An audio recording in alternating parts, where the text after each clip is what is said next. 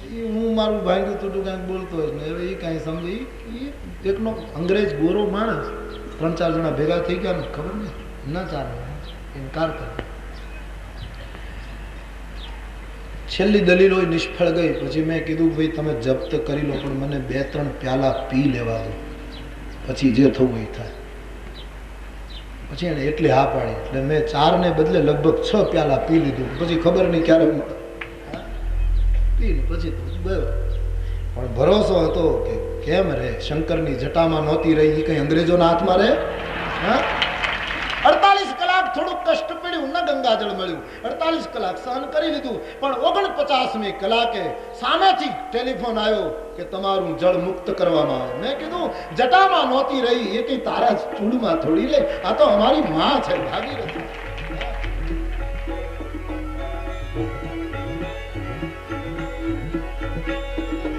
માટે ગંગાને યાદ કરો. હર હર ગંગે ભાગીરથી, હર ગંગે ભાગીરથી, હર હર ગંગે ભાગીરથી, હર ગંગે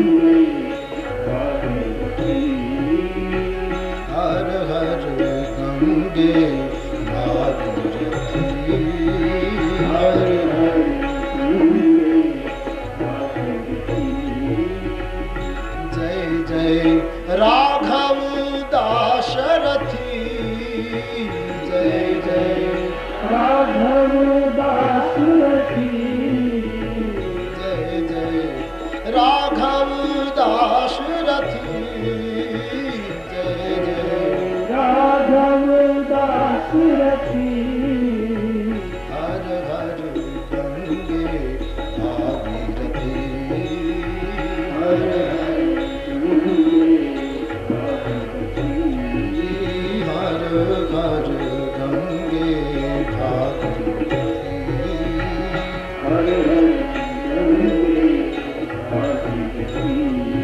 हमारे प्रभु गंगा ने किनारे आया है. एक बार गंगा जी का जय जयकार कर बोलिए गंगा मैया की जय, हर हर गंगे, हर हर गंगे, हर हर गंगे. શું ભારત વર્ષની સમૃદ્ધિ છે. गोदी में खेलती हैं जिसकी हजारों नदियां, हिंदी है हम वतन है ये हिंदोस्तां हमारा, और सारे जहां से अच्छा ये हिंदोस्तां हमारा. भगवान जगतगुरु शंकराचार्य महाराजे કેટલા સ્તોત્રો લખ્યા આ દેશની નદીઓ ઉપર. હા, અદ્ભુત. પાગલ થયો આ દેશનો જગતગુરુ જ્યારે ગંગાને જોઈ, નર્મદાને જોઈ, જ્યારે મોટી મોટી સરિતાઓને જોઈ દીવાના હો ગયા था જગતગુરુ. આ સમૃદ્ધિ આ દેશની સરિતાઓ, હા શું આ દેશ છે એનું ગૌરવ કરો મારા ભાઈ બહેનો. આ રાષ્ટ્રનું ગૌરવ કરો. આવો દેશ ક્યાંય વિશ્વમાં નથી. અમે તો થોડાક દેશો ફેર્યા છીએ, બાકી જોવા જેવા રહેવા જેવા એકેય નહીં. ચક્કર મારીને પાછું ફરી જવાય, બાકી ક્યાંય રહેવા જેવું નથી. દેશ તો અમારો ભારત છે. હા, અદભુત. અમે આફ્રિકામાં ગયા, જામ્બિયા, તો અમને કહે કે બહુ મોટું દુનિયાનું મોટામાં મોટું આશ્ચર્ય છે વિક્ટોરિયા ફોલ્સ, મોટામાં મોટો ધોધ છે. જોવા પરાણે અમે થાકેલા, પરાણે લઈ ગયા. હવે પ્રોગ્રામ ગોઠવેલો એટલે ના પાડીએ તો ગયા. એટલે અમને એમ કે કેવોય ધોધ હશે, તો અમે જઈને જોયો તો જેમ ટબુડીમાંથી પાણી પડતું હતું. અરે મેં કીધું આ ધોધ, આવો હિન્દુસ્તાન હિમાલયમાં જે ગંગાના પ્રપાતો પડે. હા, ભારત ભારત છે, ભારત. प्रसंग आयो है तो आपने प्रार्थना करो हिंदुस्तानियों, मेरे भारतवासी भाई बहनों, बीजा कोई नहीं करे, मारे तमारे आ राष्ट्रનું ગૌરવ ઉઠાવવું પડશે.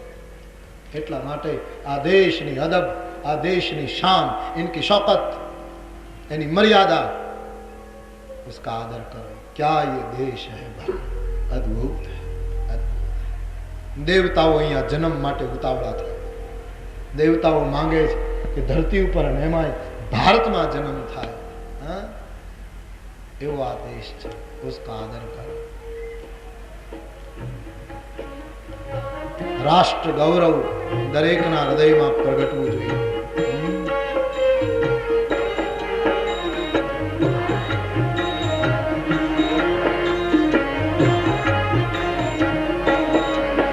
जहाँ सत्य अहिंसा और धर्म का पग पग लगता डेरा, वो भारत देश है मेरा, वो भारत देश है मेरा. जहाँ सत्य अहिंसा और धर्म का पग पग लगता डेरा, वो भारत देश है मेरा, वो भारत देश है मेरा. डाल डाल पर सोने की चिड़िया करती है बसेरा, वो भारत देश मेरा, वो भारत देश. ये देश ऋषि मुनि जपते हरि नाम की माला, ये देश जहाँ ऋषि मुनि जपते हरि नाम की माला, यहाँ हर बालक एक मोहन है और राधा एक बाला. जहाँ हर बालक एक मोहन है और राधा एक बाला, राधा एक बाला. प्रेम की बंसी सदा बजाते आए शाम सवेरा, वो भारत देश है मेरा, वो भारत देश है मेरा. जहाँ सत्य अहिंसा और धर्म का पग लगता डेरा, वो भारत देश. वंदे मातरम, वंदे मातरम, वंदे मातरम, वंदे मातरम, वंदे मातरम.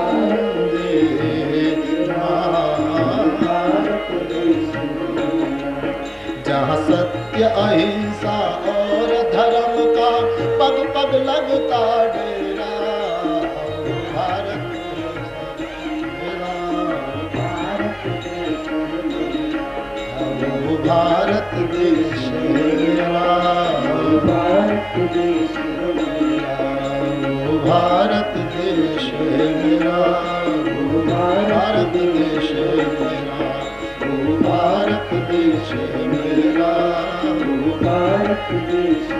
ચીન અને બીજા ઘણા દેશના વિદેશી તત્વચિંતકો આ દેશની તક્ષશિલા અને નાલંદાના તપોવનો જોઈ પાગલની જેમ નાચ્યા હતા.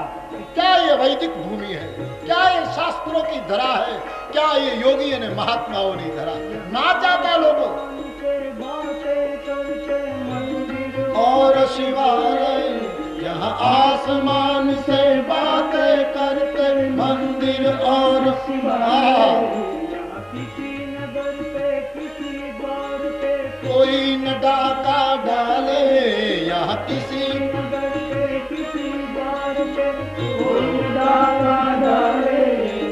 कोई न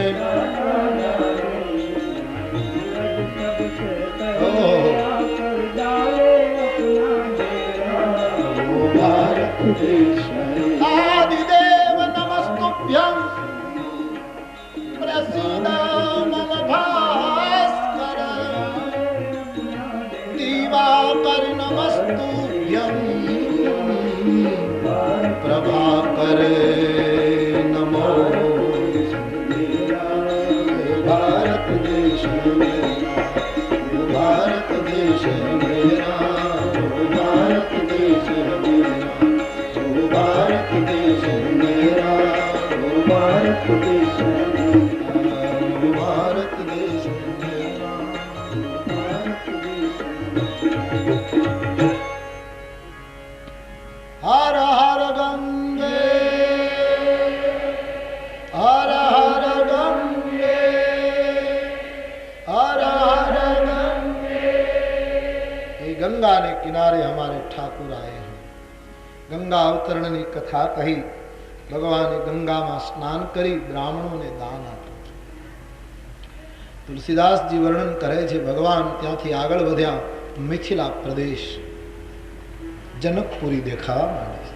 जनकपुરના કોણ વર્ણન કરે? આખી દુનિયા શરીર છે, અયોધ્યા મસ્તક છે, પણ મિથિલા તિલક છે। मिथिला है तिलक, सजीवन मुरी बिहार थली है। हमारी माँ जानकी की जन्मस्थली है। અને बड़ा सुयोग है इस कथा में, कल जानकी जयंती है, कल माँ सीता जी का जन्मदिन है। वैशाख शुक्ल नवमी सीता जयंती है। बड़ा सुंदर योग, माँ का जन्मदिन है, जानकी जानकी। हाँ, इस विश्व का कल्याण कर दिया इस माँ ने, उनकी ये नगरी। आज पण અમે સાંભળ્યું હતું પણ અનુભવ કર્યો ત્યારે ખબર પડી। લોકો એમ કહેતા કે સીતાજીની જે ભૂમિ છે એમાં વગર પદત્રાણ, પગમાં કંઈ પહેર્યા વગર રાત્રિના અંધકારમાં તમે જંગલમાં ખેતરોમાં દોડો તો એ તમને ક્યાંય કાંટો નહીં વાગે, એટલી કોમળ ભૂમિ છે। એ અમે અનુભવ્યું કે ક્યાંય કાંટો તમને નહીં દેખાય, क्योंकि जगत जननी की भूमि है। सजीवन मूरी, माटी पण बहु कोमल है मिथिला की। मिथिला मिथिला है, मिथिला। मैथिली शरण गुप्त लखे है, मिथिला मेरा मूल है, अयोध्या मेरा फूल। मेरी जड़ मिथिला है, अयोध्या तो फूल है ऊपर खिला, मिथिला है मूल। हाँ, बड़ी सुंदर नगरी। दिवस में 3 वखत राजमार्ग ने गलियों में सुगंधी छलता है। आकाश ने अडवानी हरीफाई करता होय एवा महलों ऊंचा ध्वजो फरकी रहा है। चारे बाजू सुंदर बाग बगीचा, उपवन वाटिकाओ लागेली है। नीच में नीच माणस, सामान्य में सामान्य माणस ने घरे जे समृद्धि है एने जोईने देवराज इंद्र मोहित थाय के आटली समृद्धि, आवुं तो समृद्ध शासन है जे महापुरुष। महाराज जनकराज अध्यात्म सत्ता में पण ऊंचा है, दुनिया की संपदा में पण ऊंचा। आ महापुरुष सुंदर नगरी है जनकपुरी। धवल धाम लागेला है श्री मिथिला। जहाँ जइए ता मन लोभाय है एवी है मिथिला। आज पण मिथिला बड़ी प्यारी है, बड़ी सुंदर है।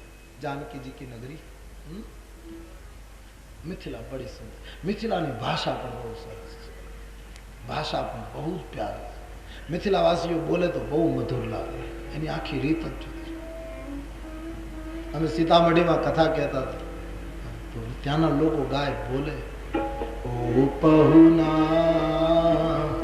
मिथिला में रहुना, ओ पहुना।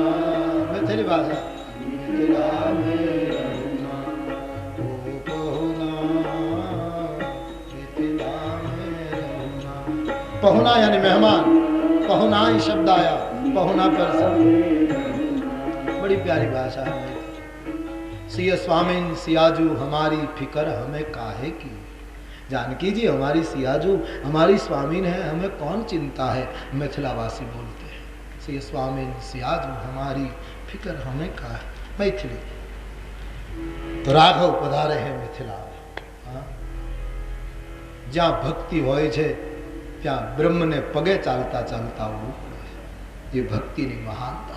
दुनिया नो ब्रह्म आज पैदल आयो क्योंकि यहाँ भक्ति निवास कर रही। साक्षात जानकी जी का निवास।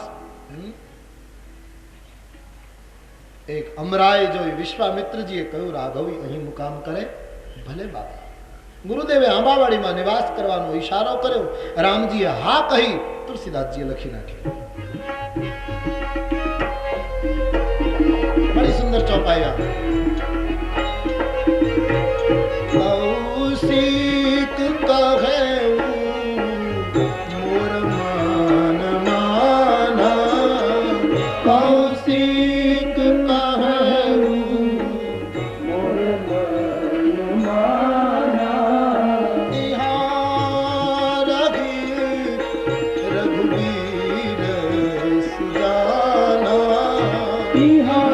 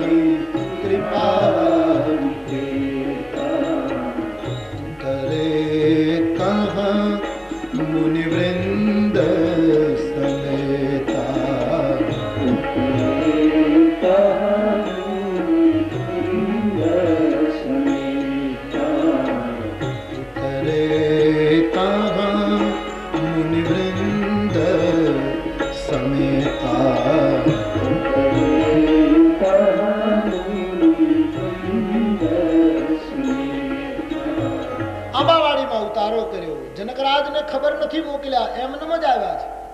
પણ કેમ ખબર પડ્યા વગર રહે? દાબી દૂબી ના રહે કસ્તુરી કી બાત. અત્તરની શીશીઓ કોઈ ખિસ્સામાં રાખે ને એમ કહે કે મારી પાસે અત્તર નથી, તે કઈ થોડું સોગંદ ખાવા દઈ છૂકું રહે? વિશ્વામિત્રજી તો 2 અત્તરની શીશી લઈને આવ્યા છે, રામ અને લખન. खुशबू फैल गई मिथिला में, मानसकार को लिखना पड़ा.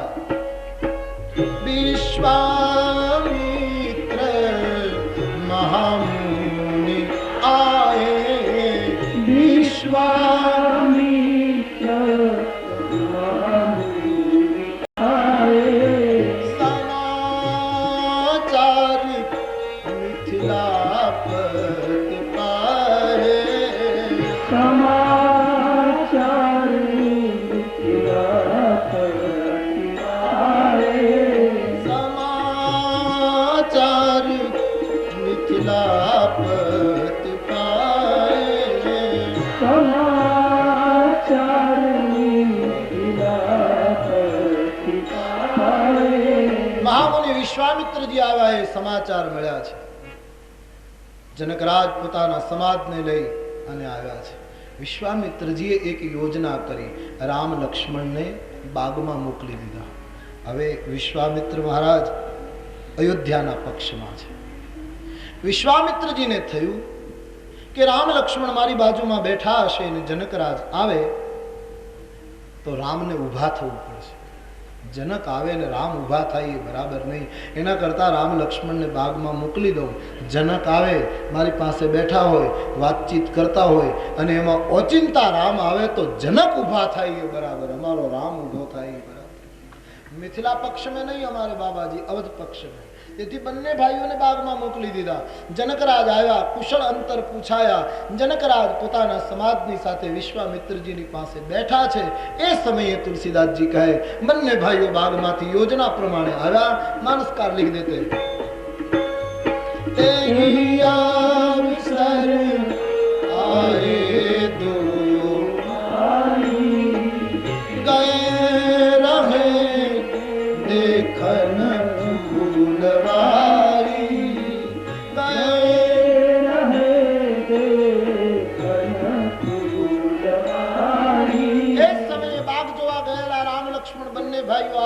વિશ્વામિત્રની યોજના સફળ થઈ.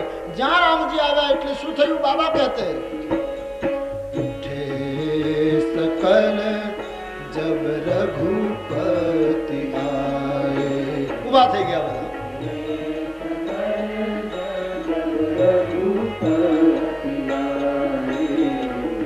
વિશ્વામિત્ર નિકટ બેઠા,